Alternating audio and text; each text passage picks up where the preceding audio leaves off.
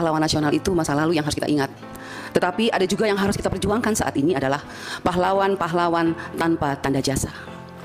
Guru-guru honorer yang sudah mengabdi belasan tahun di daerah-daerah terpencil, yang sampai hari ini masih menangis karena mereka tidak pernah merasakan keadilan dari pemerintah. Mereka yang sudah mengabdi di desa-desa, di pelosok-pelosok, yang harus menyeberang sungai, yang harus langgar kali, kalau orang NTT bilang, ya, yang kadang-kadang kalau banjir taruhan nyawa. Tetapi sampai hari ini mereka tidak bisa masuk lolos P3K. Itu yang pertama. Saya minta perhatian Pak Menteri dan seluruh jajaran untuk guru-guru yang ada di pedalaman, yang sudah mengabdi belasan tahun, Pak, bukan 1-2. Dan saya juga mengangkat di Hari Pahlawan ini, saya ingin mengingatkan bahwa pahlawan-pahlawan tanpa tanda jasa yang ada di pedalaman-pedalaman itu sampai hari ini menuntut keadilan sosial bagi seluruh rakyat Indonesia. Sila kelima Pancasila, kenapa tidak pernah diberikan kepada mereka? Bukti, ada guru-guru yang baru 1 tahun 2 tahun mengajar lolos P3K. Mereka yang sudah belasan tahun tidak pernah lolos dengan berbagai macam alasan. Oleh sebab itu saya minta Pak Menteri, mari kita coba ingat ini.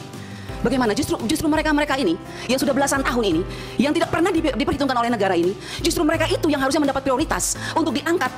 Apapun alasannya, kalau menurut saya mereka sudah tidak pantas lagi diukur dengan apapun karena terlalu mulia hati mereka, Pak. Mereka tidak pernah berhitung-hitung dengan gaji. Tapi ketika ada P3K yang ditawarkan oleh pemerintah 1 juta, kenapa sampai hari ini mereka tidak pernah lolos? Sangat menyedihkan, Pak Menteri. Yang kedua, seperti kami daerah 3T, bahkan semua daerah 3T, khususnya NTT, kami ini kenyataannya tuh Pak, betul-betul kekurangan guru. Kurang guru kami. Tetapi kami kenapa dibatasi? Kenapa banyak sekali yang tidak lolos? Ada formasi dari kepala daerah, tapi yang datang, saya sudah kemarin reses ke beberapa kabupaten, kepala daerah mengatakan kami mintanya lain, formasinya lain, diberikan oleh pusat lain, Bu Anita. Contoh, di Timur Tengah Selatan, banyak sekali mayoritas kami Kristen, Pak. Formasinya guru Kristen, tapi yang dikasih guru agama Islam. Akhirnya guru itu tidak diberi jam pelajaran, 0 pelajaran, tidak dibayar. Tetapi dana daunya sudah dihitung masuk ke APBD. Akhirnya anggaran itu saya tanya, dipakai untuk apa Pak Bupati? Ya begitulah Bu Anita. Nah ini makanya saya minta Inspektur Jenderal, Pak Menteri tolong Ibu, mana Ibu? Inspektur Jenderal mana Ibu? Ini kita tolong lihat ya. Ini ada beberapa daerah yang dana daunya sudah ditransfer. Bu Sekjen, Pak Menteri, saya masih bicara. Jadi ada beberapa daerah yang dana daunya itu sudah ditransfer ke APBD dan sudah jelas angkanya itu saya lihat untuk P3K. Tetapi tidak diangkat oleh Pemdanya. Formasinya ditutup sampai hari ini. Contoh, di Kabupaten Kupang, Nusa Tenggara Timur. Kota Kupang di Nusa Tenggara Timur, Pak. Kota Kupang, ibu kota provinsi saja. 400 tenaga P3K yang kategori 1 itu, yang P1 itu. 2021, Pak. Sampai hari ini sudah terima SK, tapi tidak diangkat. Saya mau tanya, Pak. Ini mana Ibu Nunu? Setelah SK, sebelum SK ada nomor induk katanya. Setelah itu SK, harusnya kan mereka diangkat. Tapi sampai hari ini, Bu, mereka tidak diangkat. Dan saya lihat, saya ikutin terus perkembangannya. Kenapa tidak diangkat? Uangnya sudah ada. Bahkan sekarang 2023 ditambah lagi anggarannya. Saya bingung ini. Ini prinsip penganggaran P3K yang ditransfer dari Menteri Keuangan ke daerah tuh pakai prinsip yang mana ya? SK dulu, baru ditransfer uangnya. Artinya kalau sudah ada SK berarti mereka harus diangkat. Tapi kok ini sudah ada SK, alasannya NIK. Padahal NIK itu dasar pembuatan SK. Ini pemerintah daerah bolak-balik ini. Saya minta, tolong nanti Ibu Inspektur Jenderal kita apabila perlu Pak Menteri dan Bu Nunu. Kalau tadi saya senang sekali Bu Nunu bilang ada kenaikan 42% setelah rakor. Coba Bu, sekarang saya ajak nih kementerian kita rakor di daerah. Ya, jadi jangan hanya kementerian rakor dengan para bupati gubernur di daerah selesai. Guru-guru honorer tidak tahu di bawah. Saya mengajak Pak, mari Bapak Ibu yang ngurusin P3K, kita rakor di daerah. Dudukan kami anggota DPR RI dengan bupati dan gubernur dan panitia seleksi nasional. Kita pengen tahu sebetulnya persoalannya di mana. Orang anggarannya ada. Tapi kenapa pemerintah daerah tidak mau angkat? Alasannya apa? Dana dau kurang. Setelah kita lihat daunya nggak kurang, berlebihan malah. Nah ini persoalan. Jadi saya minta nih Bu, contoh ya Kota Kupang, Kabupaten Kupang. Kita segera turun kita lihat. Mereka tuh sangat gelisah saat ini karena apa? Lulusan-lulusan yang passing grade 2001 nih kita bilang. Padahal sekarang kita sudah mau tentukan anggaran 2022, 2023. Tapi 2001 belum selesai. Selesaikan dulu 2021. Lolos passing grade sangat banyak, tapi dicuekin oleh daerah. Pertanyaan saya kepada Pak Menteri, Anda sebagai Menteri Pendidikan yang punya guru, tenaga honorer yang kita tahu bahwa NTT itu sangat membutuhkan tenaga guru. Persoalannya Pak Menteri kok diam aja ya? Minta maaf Pak Menteri. Kalau menurut saya Anda hanya diam, Anda hanya sibuk urusan secara nasional. Lihat dong ke daerah. Ini banyak guru-guru yang lulus passing grade Pak menangis. Karena apalagi Bu, mereka dengar katanya tanggal 13 ini ditutup ya, Bu Nunu ya. Ditutup. Mereka bilang Ibu kalau sudah ditutup maka nasib kami seperti apa? Kami harus tunggu tahun depan lagi. Kalau daftar tahun depan lagi turun dari P1 ke P2 lagi. Padahal mereka lulus sekarang nih. Nah jadi saya minta tolong Pak, kalau bisa untuk kita selesaikan masalah di daerah, saya minta untuk tanggal pendaftaran yang batas tanggal pendaftaran pendataan ini tanggal 13 saya minta diperpanjang. Kita selesaikan masalah, kita jangan lompat nggak jelas Pak. Saya minta diperpanjang, bila perlu Bu pimpinan, saya minta Bu kita harus undang Panselnas tuh. Duduk Bu, kita bicara bagaimana sih mereka transfer uang. Kok enak sekali bupati, gubernur dan segala macam. Kalau kita undang susah sekali mereka, tapi itu uang negara, uang pusat yang harus kita awasi untuk tenaga P3K yang kita perjuangkan di sini. Kita capek berteriak di sini, mereka menangis di sana.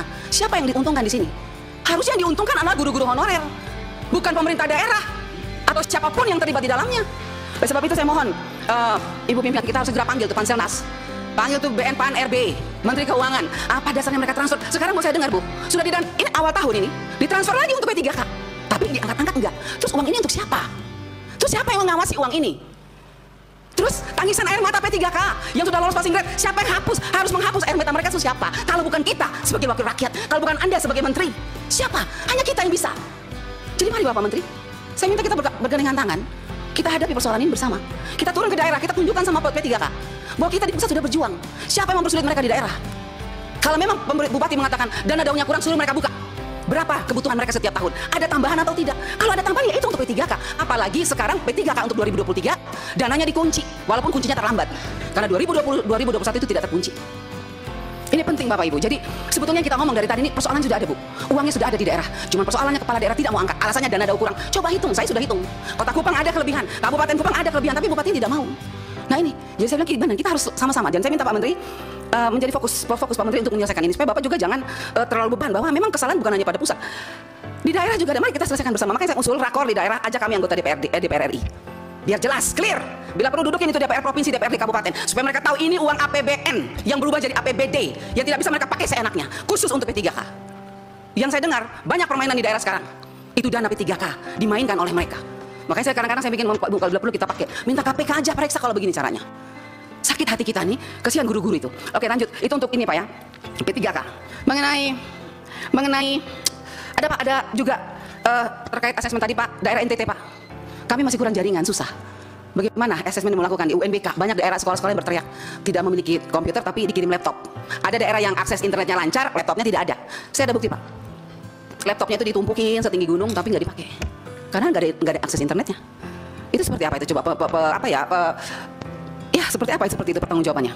Dirjen Didasmen. Ya Bu ya, saya tambah 1. Makasih Bu. Dirjen Didasmen, NTT masih tinggi Pak buta hurufnya Pak. Saya kasih contoh di Sumba Barat. Kepulauan Sumba, Sumba Timur, Sumba Barat, Sumba Barat Daya, Sumba Tengah. Saya pergi itu, saya kaget, sekdanya bilang Bu, angka buta huruf kita masih tinggi lah. Terus anggaran-anggarannya gimana itu? Buta aksara segala macam itu bagaimana? Saya minta Pak ya, saya minta tolong saya diberitahukan, diberitahu datanya berapa anggarannya di sana? Yang seperti tadi Pak Ferdiansa katakan benar. Actionnya apa? Kita dikasih tahu, kita jangan dikasih angka-angka Pak. Actionnya apa? Buktinya apa? Ya seperti itu. PIP masih banyak persoalan Pak Menteri, terima kasih. Kementerian kemarin sudah tiba-tiba turun melakukan audit dan melakukan sosialisasi program Indonesia Pintar. Dan saya punya videonya, betapa kagetnya kepala sekolah. Oh seperti itu ya. Oh kami baru tahu ya. Pikiran saya, aduh PIP sudah berapa tahun ya? Kenapa baru dilaksanakan sosialisasi sekarang? Sudah banyak uang negara yang kembali ke kas negara. Saya rugi Pak. NTT masih kembali 4 miliar dan sekarang akan kembali ditarik 5 miliar hanya karena ketidaktahuan kepala sekolah mengenai program ini. Tapi saya bersyukur, walaupun terlambat, terima kasih Kementerian. Kemarin sudah melakukan sosialisasi. Dan terima kasih juga untuk Ibu Irjen sudah menurunkan auditor ke NTT hampir 80 orang, semoga semuanya diaudit.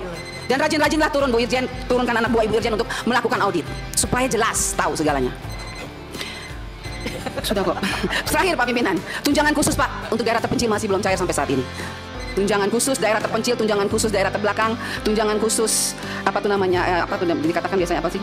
Khusus untuk guru-guru yang di daerah perbatasan itu Pak. Ya, penghasilan terpencil itu ya, dacil itu. Dan terakhir Bu, saya berharap kita bisa panggil yang saya bilang tadi Bu, kita panggil Panselnas dan Menteri Keuangan Pan RB dan Ibu Pak Menteri dan Ibu Nunu. Saya undang kita segera rakor Bu. Saya usulkan rakor di Kota Kupang dulu, di kabupaten terus kita terus ke sana supaya selesai masalahnya. Terima kasih.